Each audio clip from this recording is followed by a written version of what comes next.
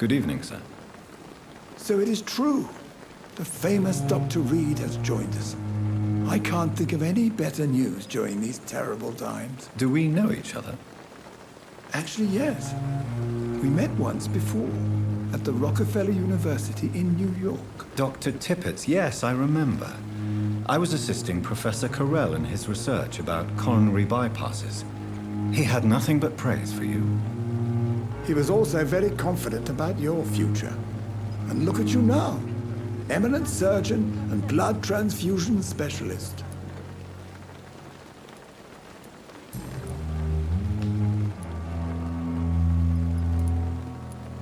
What is the Pembroke Hospital situation?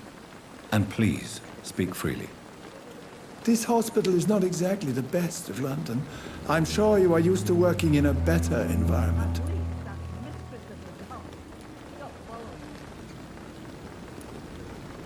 It's more than enough. In any case, the personnel of a hospital are much more important to me than the building. Don't be misled by appearances, Dr. Reed. This hospital does not lack talented people. It just lacks hope. What can you tell me about the staff in the hospital?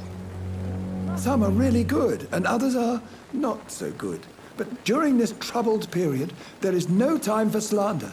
I prefer to focus on the positive character traits. Tell me more about cherished people, then. Nurse Brannigan is a pearl. She is the most helpful and dedicated nurse I've ever worked with. A clever and cheerful woman. You really seem to admire her skills. I'll go even further. If she was a man, she would be a damn fine practitioner. Any opinion about the management? I don't always agree with Dr. Swansea's reserve, but I must admit he does all he can to keep this facility running during this crisis. Ah, yes, the burden of command. I was fed up with this concept while serving as a medical officer. Don't get me wrong. Swansea's a good administrator. I just wish he would get out of his office now and again.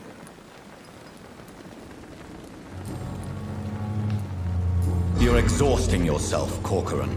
Maybe you should think about preserving your strength. No. We must keep on healing all those poor souls. We are the last rampart before chaos. Once more unto the breach.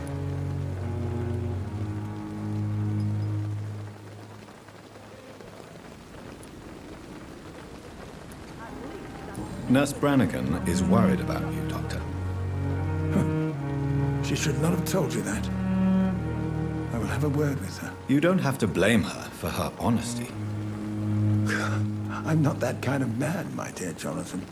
Actually, Nurse Brannigan's opinion is the only one I may listen to.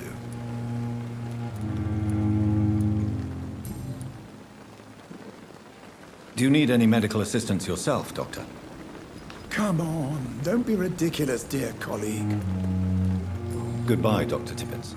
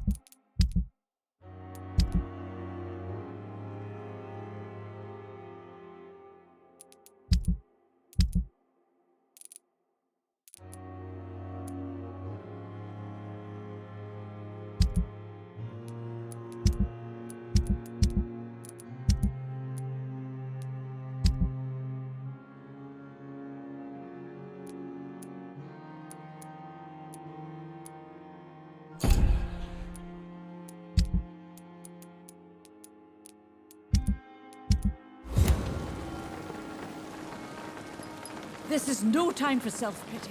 It is the... Good evening, Nurse Brannigan. Good evening, Doctor. I'm not familiar with all the staff yet. Perhaps you could help me. Brilliant professionals, most of them. Dr. Swansea has a gift for recruiting talent. Most of them. Is there a problem I should know about, Nurse? It would be inappropriate for me to speak ill of a colleague. Nurse Brannigan, if you do know something, please tell me. Anything you say will be held in confidence. No. I may disagree with some conduct, but in the end, everybody is doing their best.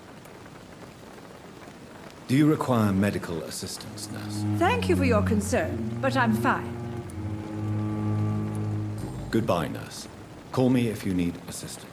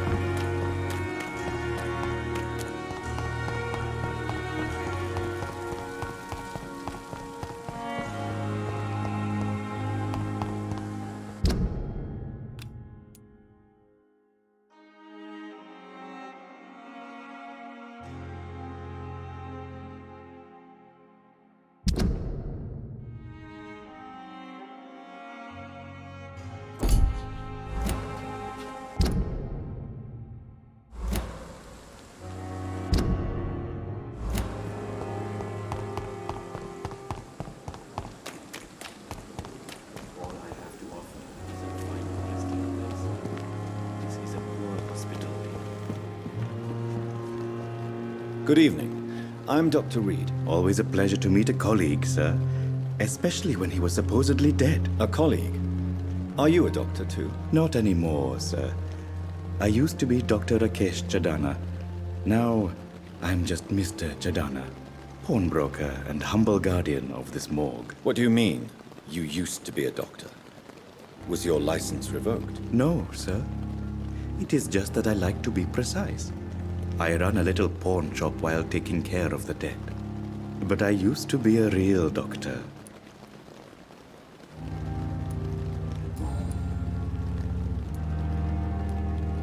Have we met before? I don't think so, sir. Why? When we first talked, you said you were glad to meet me since I was reported dead. Funny story, sir.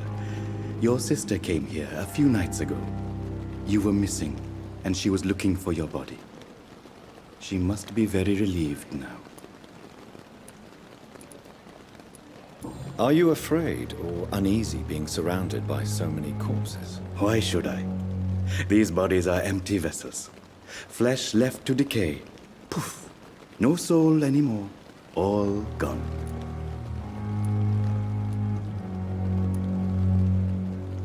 An interesting point of view. And quite an exotic one, too. Most people fear, or at least have a respect, for dead flesh. Sir, as a medic during the war, I learned to face my death and the death of others. It's the pain we have to tame, not death itself.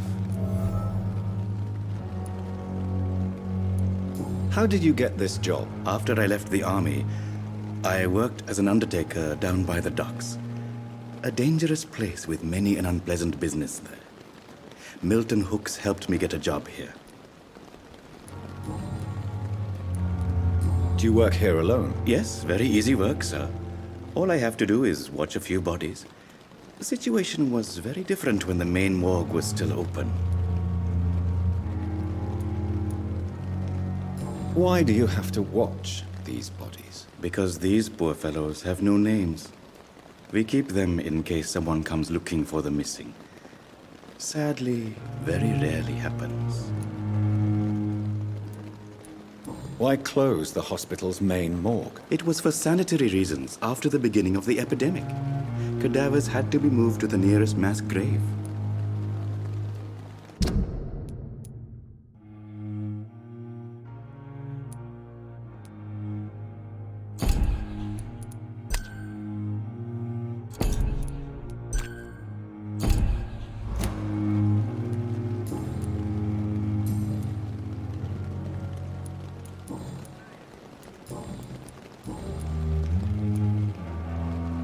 A pawnbroker?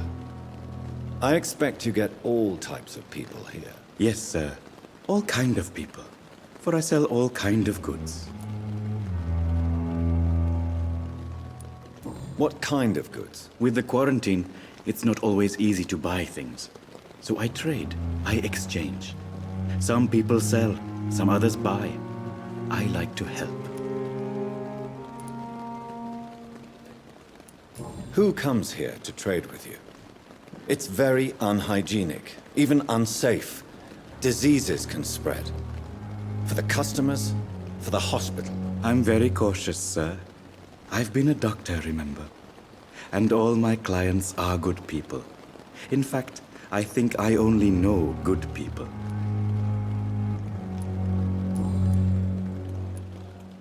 Since you're not afraid of dying, do you believe in life after death, Rakesh? No. I believe we must do all the good we can while alive. For our time is short, and the obstacles are endless. Do you think you would enjoy immortality as a concept? I don't think so. Don't mistake me. I love life, and I'd like to live a long life. But everything has to decay, sir. Even goodwill.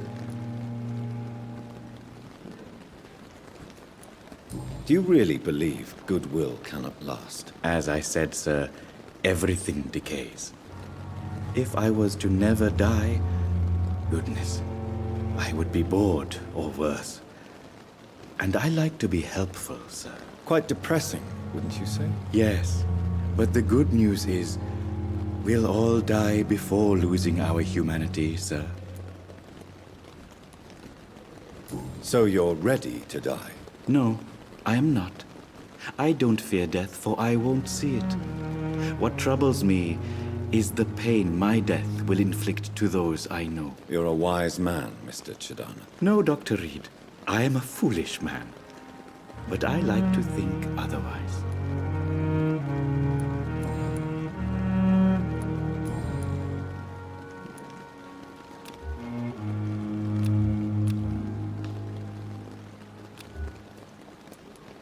Please show me what you have to sell. Of course.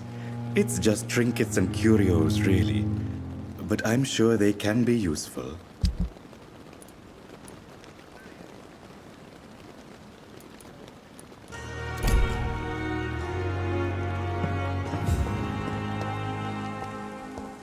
It's locked, all right.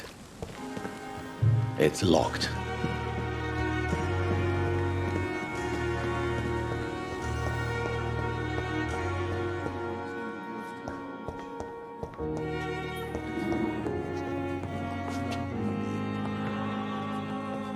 What can I do for you, Doctor? Thank you, Nurse Crane.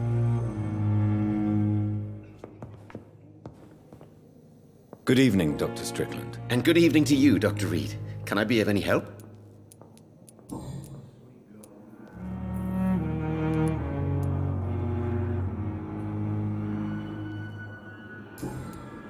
Goodbye, Dr. Strickland.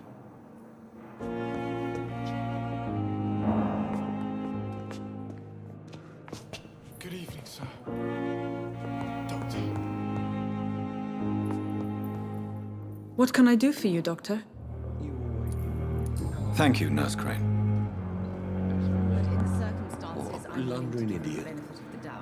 Good evening, sir. I'm Dr. Reed. May I help you? I don't know if a third opinion is needed. Your colleagues are already arguing about my condition. I see. Would you mind telling me more about your situation? I'm Harvey Fiddick. All I want is to get me bloody arm fixed properly.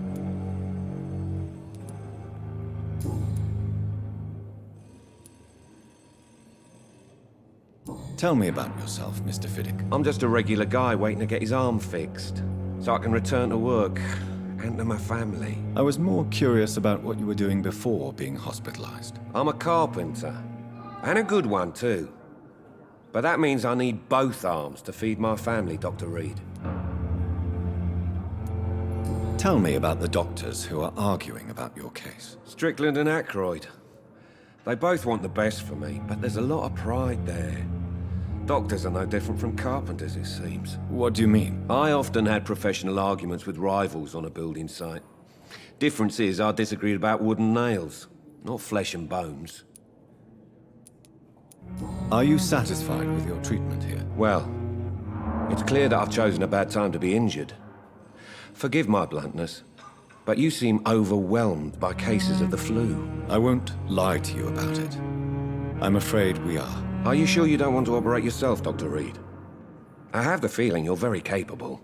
And your colleagues seem to think so too. In other circumstances, you would be right. But for now, I don't think I can take on the responsibility. My apologies.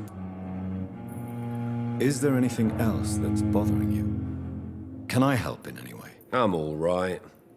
Considering the state of this place, I should consider myself lucky, I guess.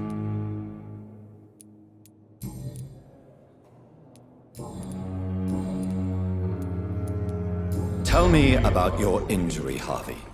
Why do you feel so guilty about it? My wife died because of me. And now I may lose everything because I've been careless enough to hurt myself. What an arsehole.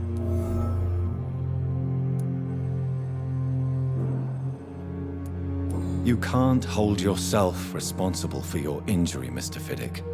Unless you tried to hurt yourself. Of course I didn't hurt myself. But I can't work until my arm is fixed. My children need to eat, Doctor. How could your job be responsible for your wife's death? I was working a double. She went out to bring me a hot meal and got caught in a German bomb raid. Tell me more about the death of your wife, Harvey. 1915. I was in the army, building workshops for the Royal Flying Corps. Helen was happy I wasn't sent to the front. What happened? The Germans sent Zeppelins to bomb the construction site, but they missed their target. My wife was bringing my dinner when the bombs fell. How are your children after losing their mother? They were smaller then. The only good thing about this is my Helen didn't bring them with her that night. I'm sorry for your loss. So many died during the bombings. I served in France and witnessed the carnage there. I would like to say that she didn't suffer. Truth is, I have no idea. I just know that I'm all that me kids have. Poor little bleeders.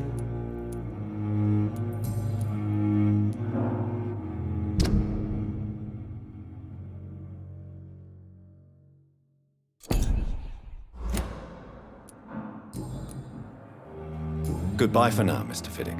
I'll see you later. Oh, sweet girl. Reads me like a book.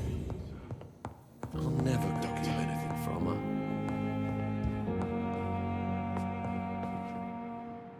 Good evening. I'm Dr. Reed.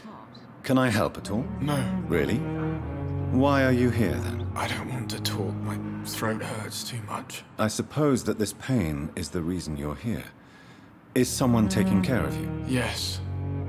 And no. Could you at least tell me your name, sir? Mortimer.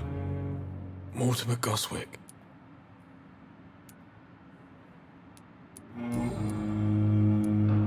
How painful is your throat, Mr. Goswick? So painful I'd rather not talk at all, Doctor.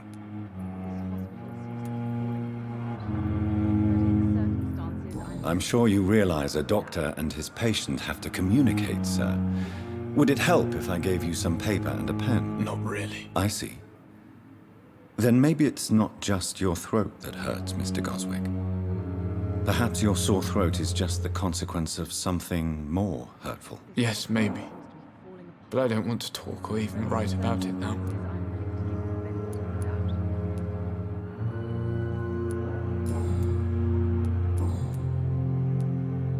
Tell me about yourself, Mr. Goswick. I don't want to talk, Doctor. I have to go now, sir.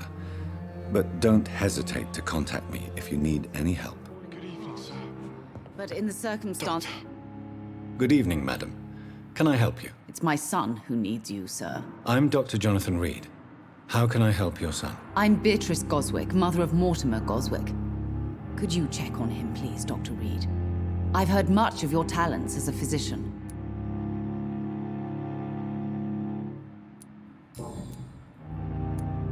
What can you tell me about yourself, Mrs. Goswick? Not much to say. Just take care of my Mortimer and I'll cover all the expenses. That's all that matters.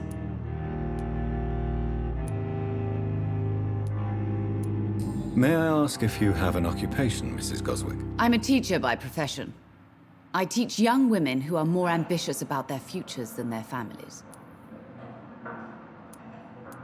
Are you really that rich? Most of the patients here are of a more humble origin, if I may say so. Yes, thanks to my husband. May he rest in peace. I can cover any needed medical expenses. What do you think of your reception here? Any complaints? I have had the uttermost reservations about this hospital since we arrived. But we had no other choice, considering the state of emergency. Is there something in particular that's bothering you? Some of the staff were not especially welcoming. I suspect they're not accustomed to dealing with patients of such social standing.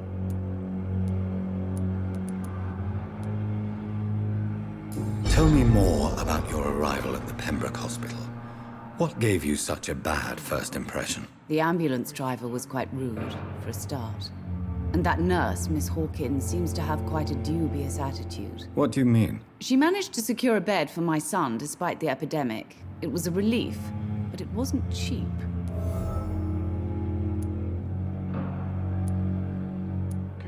She charged you for a bed? Yes, and I paid without question, considering the urgency of the situation.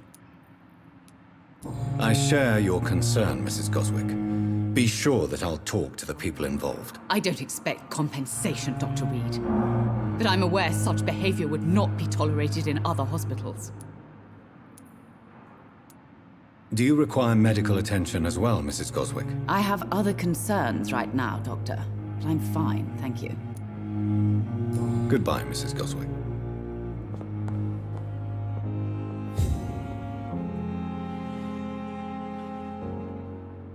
Good evening, sir. Doctor. Treats me like a book. What can I do for you, Doctor? Thank you, Nurse Crane.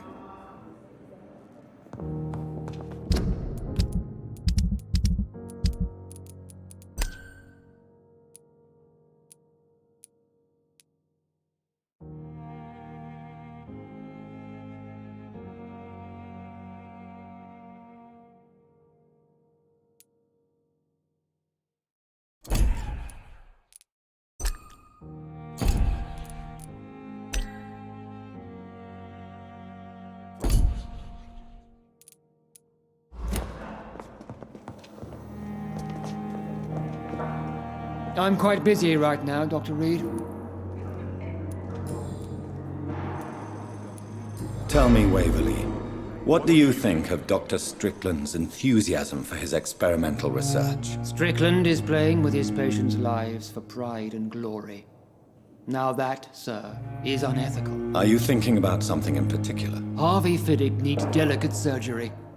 I believe we should stick to the usual procedure, but my young colleague obviously disagrees.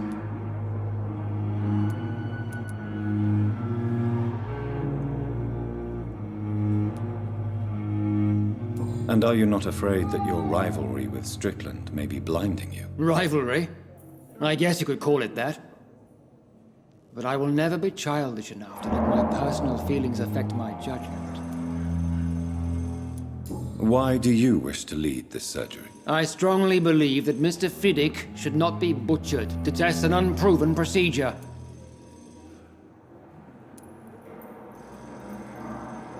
I really hope you're right about this, Dr. Ackroyd. I'm trusting your judgment on this. I'm not the kind of man who runs away from his responsibilities, Dr. Reed. There is no need for you to be looking over my shoulder. Thank you for your time.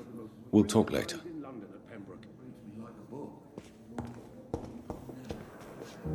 Good evening, Dr. Strickland. And good evening to you, Dr. Reed. Can I be of any help? Tell me more about your willingness to experiment with new medical techniques. Harvey Fiddick is a patient suffering from a severe injury that could cripple him if not treated correctly. I'm convinced your blood transfusion technique could help him. What is it you really want? To save him, or to prove your point? Fair question. I want nothing but to save my patient, Dr. Reed. Especially since I know Mr. Fiddick's story. This personal involvement could also appear to be a lack of impartiality. You must know that a good surgeon must remain neutral. I agree. But that does not excuse Dr. Ackroyd's behavior. A man who did not even take time to converse with his patient. Do you think keeping his distance was a mistake? All I know is that I'm taking care of human beings with desires, hopes, and fears. Not some biological machine comprised of blood, bones, and flesh. Do you need my medical attention, dear colleague? You don't have to worry about me, Dr. Reed. I am here to assist you, not to be a burden. Goodbye, Dr. Strickland.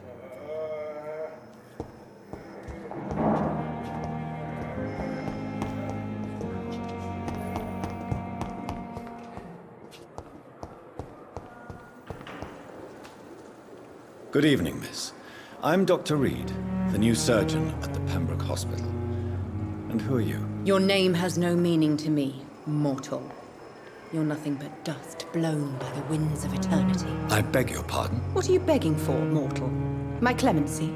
Well, tonight maybe I'm inclined to mercy. You'll never forget the night you met Thelma Howcroft. You keep calling me mortal. Why is that?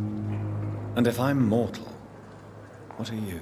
Well, Dr. Reed, if you must know, I'm a vampire.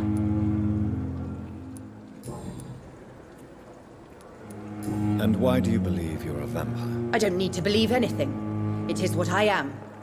It is what I feel within this hollow shell of flesh. Please, describe to me how you feel. What is it like to be a vampire? I can hear my body crumble from the inside as my flesh cracks and fades. I sense the last pulse of pustulant blood within my drying veins. I need new blood. I see.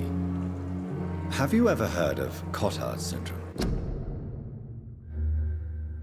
Miss Howcroft? Never. It's a mental illness discovered by a French neurologist named Jules Cotard. The affected patients are delusional. They believe that they are putrefying, that they are dead, a ghost or a ghoul, or in your case, a vampire. Delusional, you say? Oh, sad and petty mortal. You can't even begin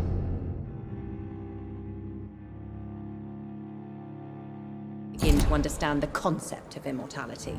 And you think it is I who am delusional. Do you require my services, Miss Howcroft? I have no need for your medicine, Dr. Reed. Blood is the only drug I need. Who are you really, Miss Howcroft? I mean, apart from being a vampire. Is that not enough for you, puny mortal? What do you require? Proof of my powers? I'm curious to know who you were before becoming a vampire. No, it was such a long time ago, I don't remember. Centuries of unholy life can have strange effects on one's minds, you see?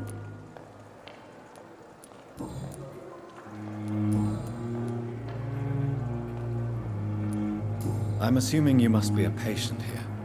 Am I right, Miss Howcroft? It's only a cover. To hide from my enemies. I can leave whenever I want. As a woman, a spirit, fog, or bat. The staff here are not your enemy. They're here to help you, to care for you. I'm not speaking of the doctors in white. I'm speaking of the men and women who hunt me. For I am a vampire. I see. Don't worry. These people will not find you here. I'll personally make sure they leave you alone. Thank you, mortal. But do not interfere with them, for you are no match for those that hunt me.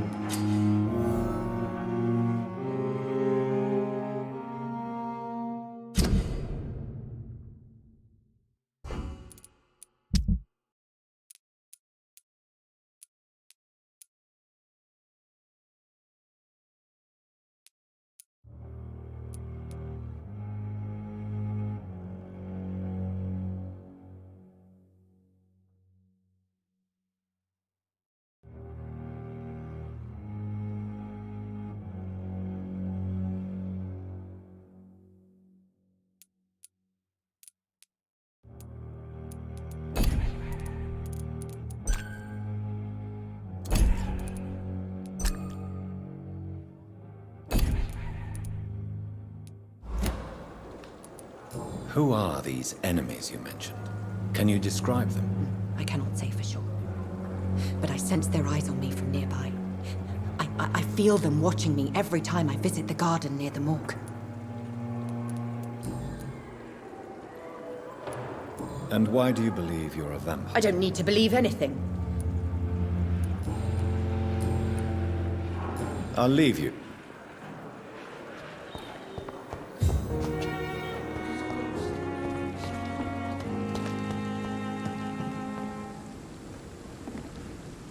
Good evening, Milton. Good evening, Doctor. Still trying to save lives?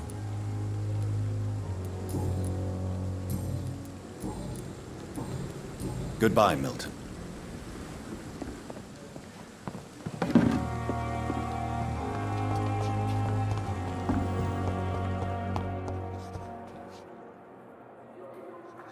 Good evening, nurse. Good evening, Doctor.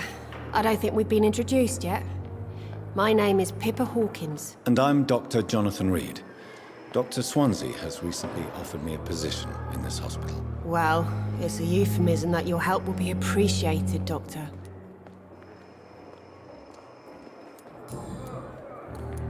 How would you describe the situation at the Pembroke Hospital? It's serious. The flu is wreaking havoc amongst the staff and patients. We are running out of everything.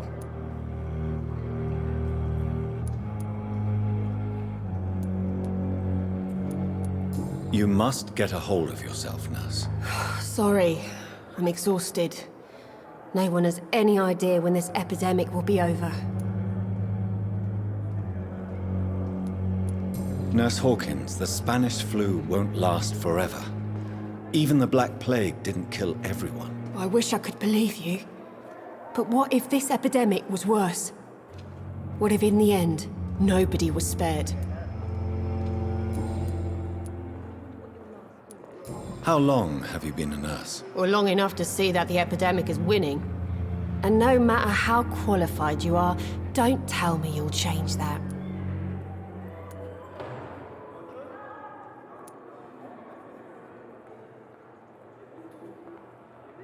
You're right. When dealing with such a terrible disease, one must remain humble. But that doesn't mean we shouldn't try our best. Sorry, Doctor. I don't want to sound bitter, but I'm just too tired to give a pep talk like Nurse Brannigan. How is the Pembroke staff coping with the epidemic? Well, not well. Milton, the ambulance driver, is even more grumpy than usual, especially concerning doctors.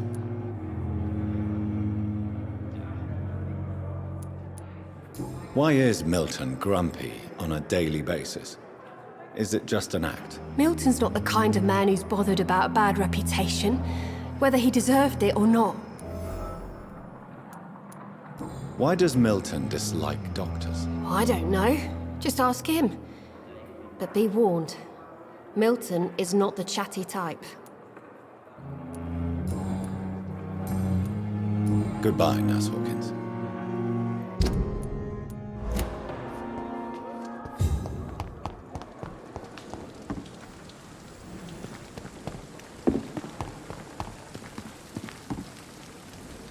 Good evening, Milton. Good evening, Doctor. Still trying to save lives?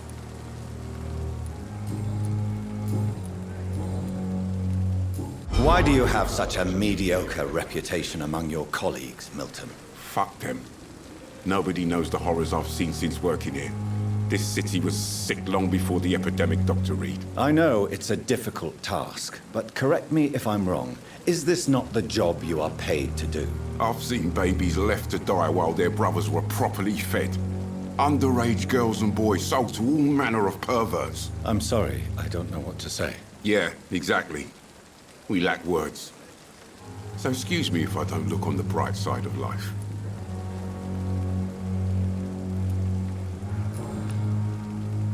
Do you need any medical help, Milton? I'm fine, Doc. Physically, at least. But I would give everything to be in a better place right now.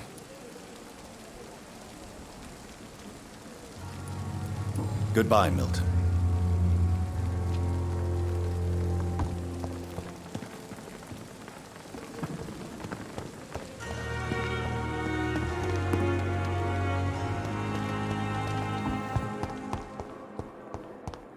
time has lost its effect on me. But the suffering continues. The pain. Good evening, sir. Can I help you? Unless you're here to fix my face. No. I don't think you can help me. I'm Dr. Reed. I've recently taken the position of head surgeon here. War injuries, am I right? You guessed right, Doctor. German shell took my pretty little mug right off. But they still call me Thomas Elwood. How is your stay with us, Mr. Elwood? Oh, it's bliss. I just escaped death in the trenches to be surrounded again by the moans of the dying. Can I ask you precisely why you're a patient here? It's the pain, sir. The drugs don't work. It just hurts under the scars, if you get my drift. Can I do anything for your pain? Nurses gave me a bunch of pills. No effect. Told you. It's like the flames are under my skin, burning away.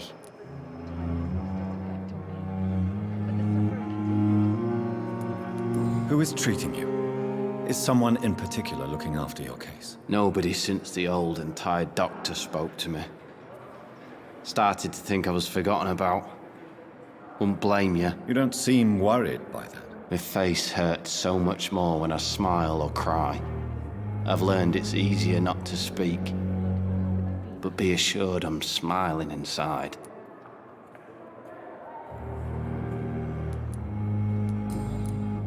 Soldier, do you need assistance? I'm fine. Just do something for this pain, will you? That's all I'm asking. Goodbye for now. Disgust on But the every suffering street continues. corner. The daily routine. Good evening, Miss Howcroft. How are you tonight? I need blood, Doctor. Warm, rich, vibrant blood. I'll leave you, Mistress of the Dark, to your nocturnal activities. What your last words would be, sir.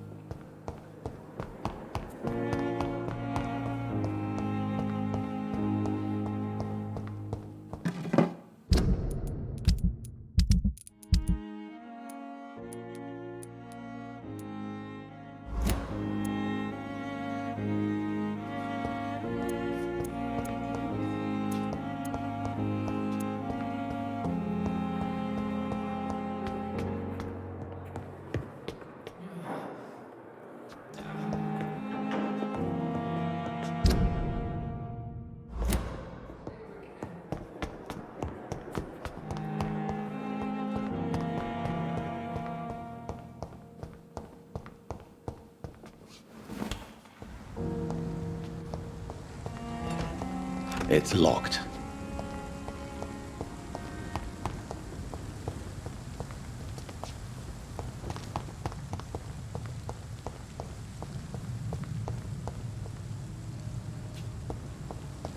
It's locked all right. Scowl voices in the garden. I should investigate. If they were to find somebody.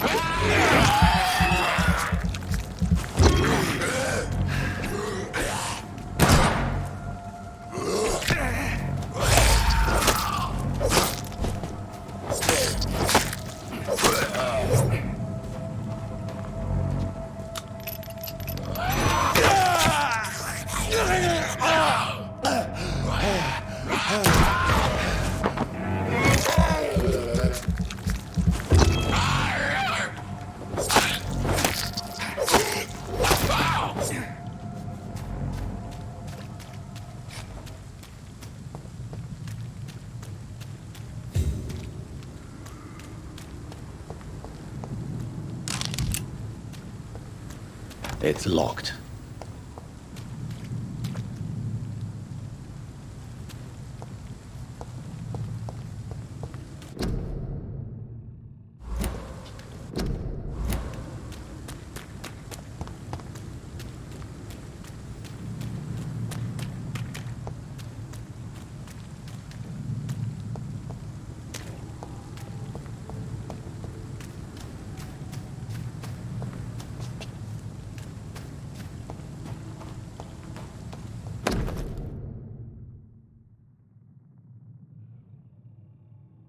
So, Mr. Hooks and Nurse Hawkins are an item.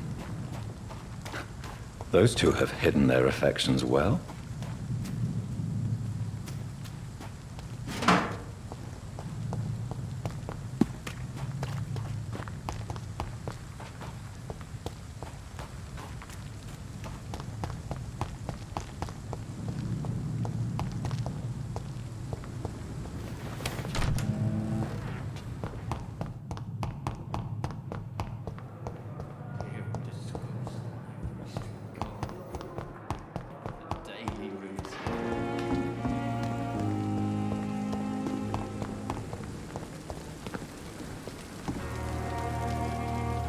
Good evening, Nurse Brannigan. Good evening, Doctor.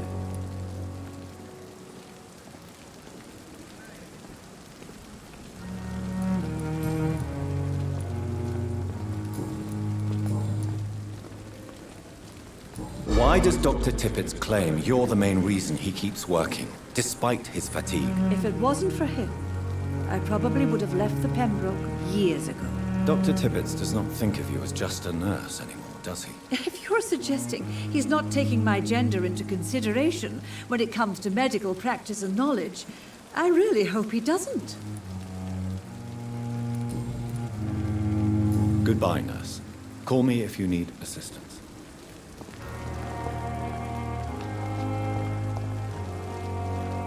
Good evening, Milton. Good evening, Doctor. Still trying to save lives?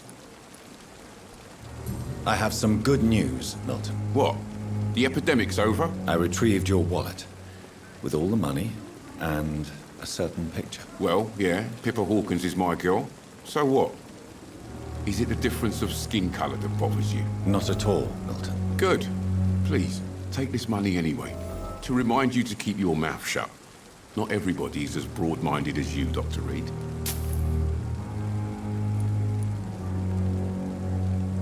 Goodbye, Milton. Good evening, Milton. Good evening, Doctor. Still trying to save lives? Do you need any medical help, Milton? I'm fine, Doc. Physically, at least.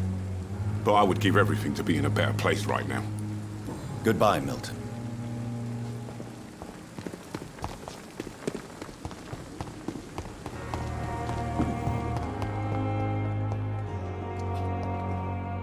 Good evening, Nurse Hawkins. Good evening, Dr. Reed.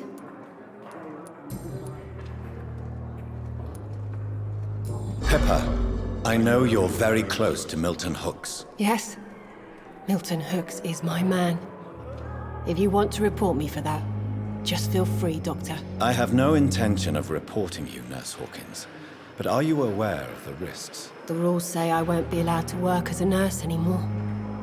But here at the Pembroke, we break rules all the time. Is he worth the risk? Hey, I'm no perfect woman, and Milton is not the finest bloke. But we do our best to get by. That's all any of us can hope for nowadays.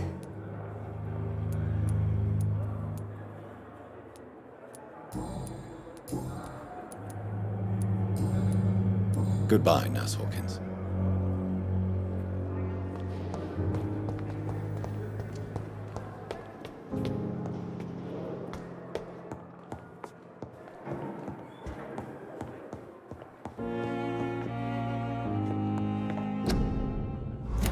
Not now. It's locked, all right.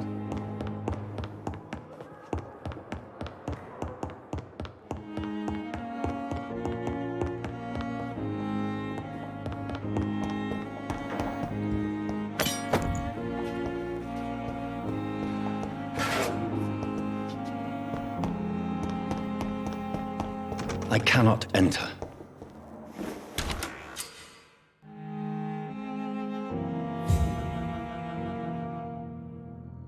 This must be the place. It's definitely away from prying eyes. Relegated to the shadows. A kingdom of my own. At least I won't be sleeping in a coffin.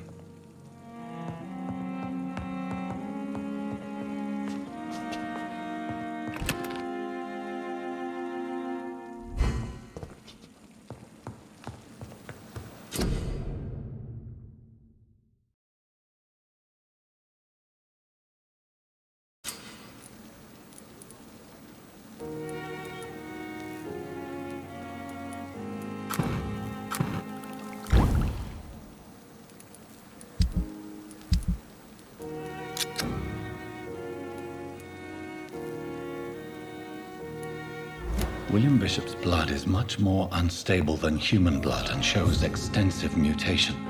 But this is not what happened to me. I must keep on searching. The sun is about to rise. I can feel it. I'll continue tomorrow night. I have so much time.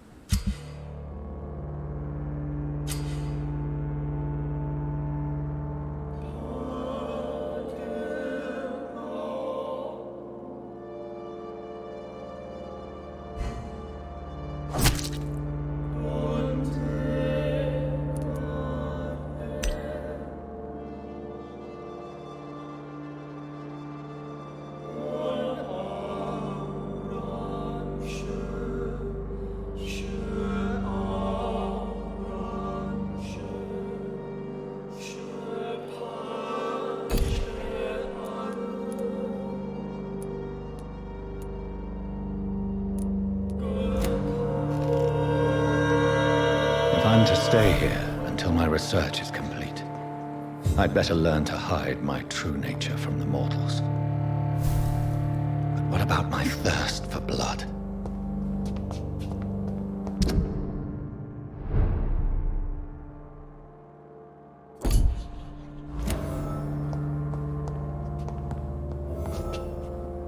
Hurry now, Doctor. It's freezing here.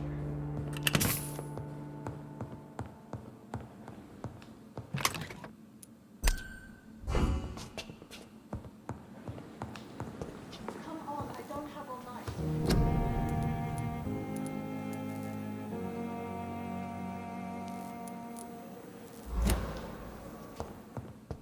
The flower's dying. It needs water.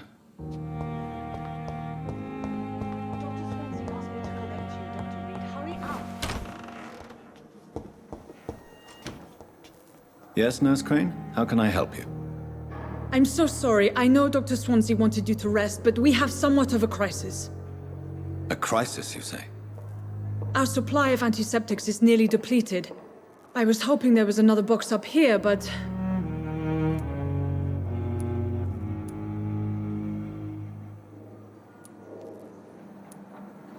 What type of hospital are you running? No antiseptics? You have been away too long, Doctor. With the war and now this epidemic, supplies have been running scarce for months now. I may have a solution. In France, during the war, drugs shortage was a daily problem, and we had to use our wits to overcome the shortages. However do you mean? If combined correctly, certain household chemical products can be used in a pinch instead. Now, where's the hospital storeroom? The storeroom? Fat chance. This is the Pembroke, and space is luxury we don't have. Everything used to be stored in the old morgue. Perhaps I should look there first. Where is this morgue? It's the large building behind the hospital. You'll need to go in the back door because it's been sealed off for sanitary reasons. Take this key. It opens a small back entrance at the end of a narrow street. The abandoned morgue behind the hospital. A small door at the end of a narrow street. On my way, then. Thank you, nurse. Yes, Doctor? Exactly how bad is the supply situation here at Pembroke? It really depends. Dr. Swansea deftly works his society contacts for monies, but with the quarantine, well, we're in God's hands. Why then do you always work the nights? Don't you ever sleep? At the Pembroke, we're always hands on deck. Lack of sleep and the medical profession always ends in disaster. I've witnessed many a colleague succumb to stimulants to fight exhaustion. Drugs were as deadly as bullets in the trenches. London's trenches start here at Pembroke Hospital. We are on the front line, make no mistake. Your dedication to the Pembroke does you credit, Nurse Crane, but when do you sleep? We staff get our sleep when we can, Doctor. Nursing is a vocation, not the labor of a journeyman. Please, could you point me in the direction of the morgue again? It's the large boarded-up building behind the hospital. You can't miss it. The key I gave you will open the small back door to it.